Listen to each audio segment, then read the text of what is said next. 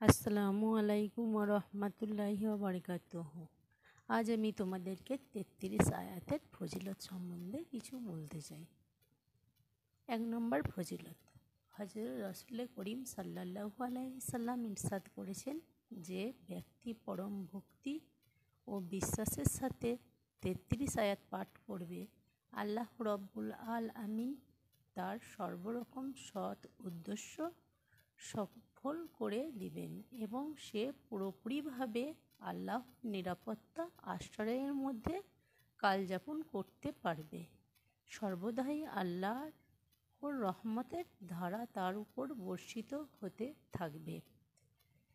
2 নম্বর ফজিলত, যে ব্যক্তি প্রাপ্তে ও সন্ধ্যায় আয়াত সমূহ পাঠ করবে, আল্লাহ তাআলা তার রুজি রোজগারে ততোধিক বরকত দান করবেন।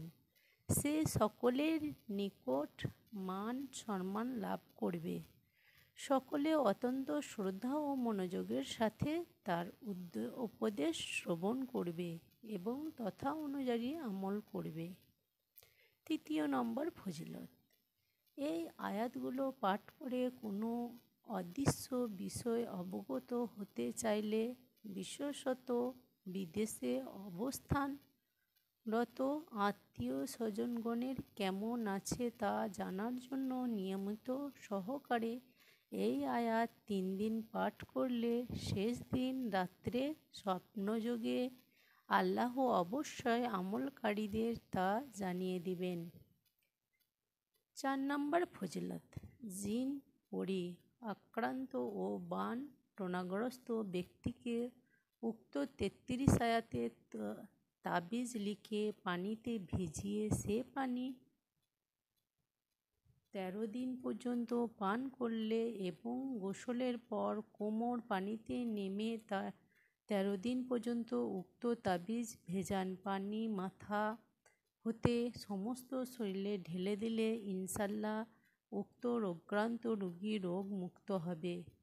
এক তাবিজে ভালো না হলে উল্লেখিত নিয়মে 3, 4, 5 বা 7টি তাবিজ ব্যবহার করতে হবে।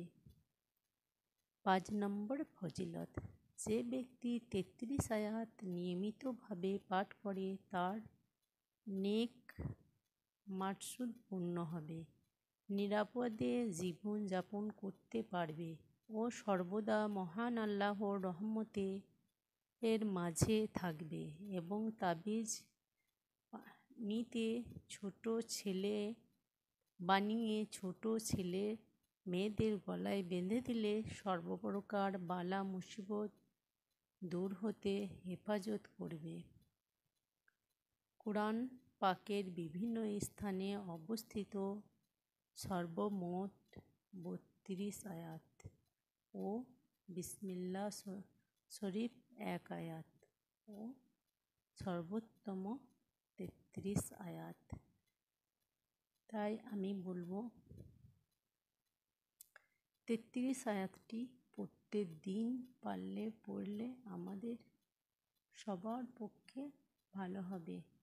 তাই আমি বিশেষ করে 33 আয়াতটা দিনে একবার হলেও পড়তে বলবো।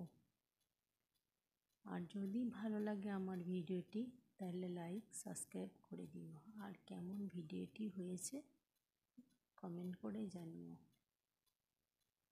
আসসালামু আলাইকুম।